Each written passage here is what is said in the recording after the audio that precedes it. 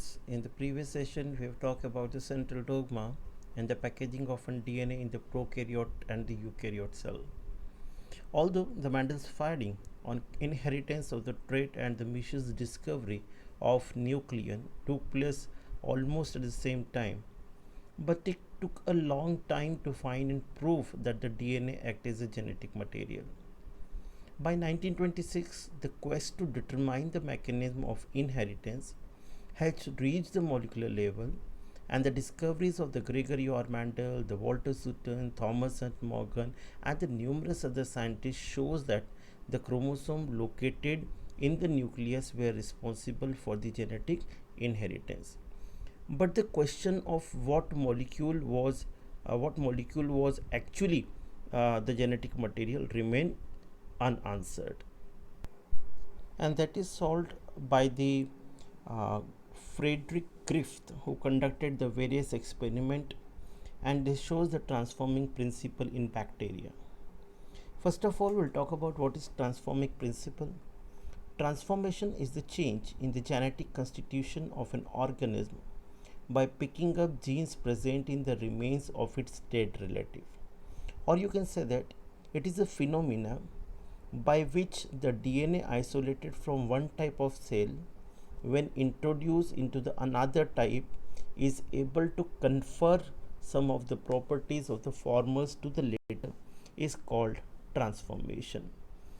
Various experiments conducted by the British medical officer Frederick Griffith in 1928 in Streptococcus pneumoniae, a bacterium that caused the pneumonia in the mammal. There are two strains of this bacterium.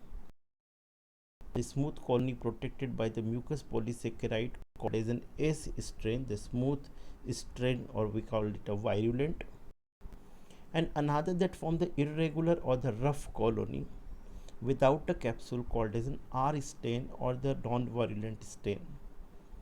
When grown in a suitable medium in the petri dishes, Griffith tested virulence of the two strains of the bacterium by injecting them separately into the mice.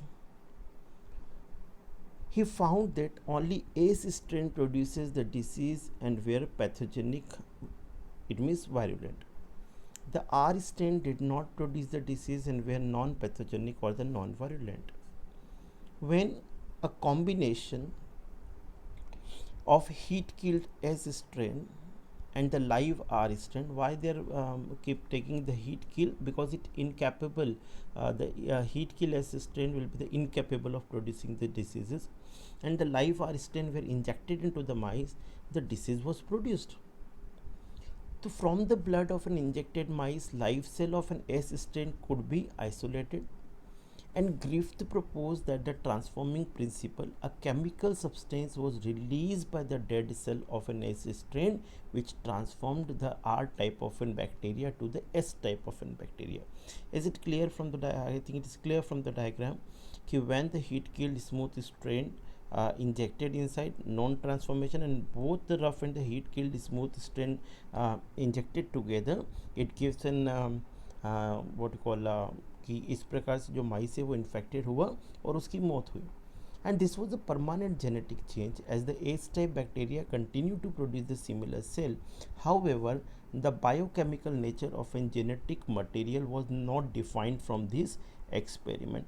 So in that manner, when the Griffith performed this experiment and proposed that how the whole process is going on when the non-virulent and the virulent, so there is a transfer of an DNA from the from virulent to the non-virulent when the heat kill S strain along with an R strain given to the mice. So conclusion of the experiment is that the R strain bacteria had been transformed by the heat killed S strain bacteria. Number 2, the transformation of R strain to the S strain is due to the transfer of a genetic material. And number 3, the biochemical nature of the genetic material was not defined from this experiment. Biochemical nature of a transforming principle is characterized by the 3 scientists in 1944, and these are the Oswald Avery, Colin MacLeod, and the Maclean McCarthy. These 3 scientists worked to determine the biochemical nature of the transforming principle in the Griffith experiment.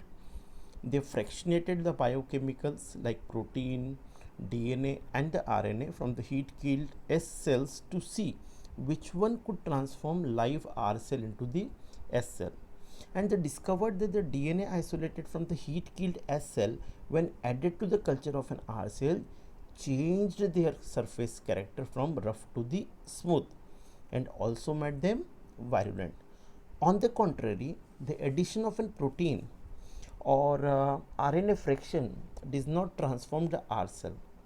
So when the isolated DNA was designed with the DNAs before addition to the culture of an R cell did not cause transformation. This shows that DNA is the hereditary material.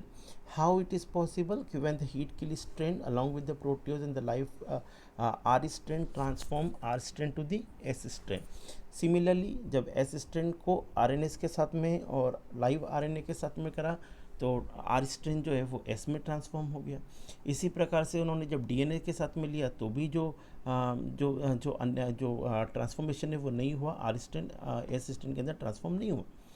तो उससे उन्होंने conclusion ये निकाला कि the protein of heat killed S strain is not the genetic material, है ना. जो heat killed S strain है वो जेनेटिक मटेरियल नहीं है. And the RNA of the heat killed S strain is not the genetic material. Number 3, the DNA of the heat killed S strain is the genetic material because DNA digested with DNase mixed with an R strain unable to transform R strain to the A strain. ठीक है, तो जब DNase के साथ में mix किया तो क्या हुआ कि जो डीएनए है वो डाइजेस्टेड हो गया उनके साथ में, जिससे आर स्ट्रेन जो है वो एस आर स्ट्रेन के अंदर को एस स्ट्रेन में कन्वर्ट करने में सक्षम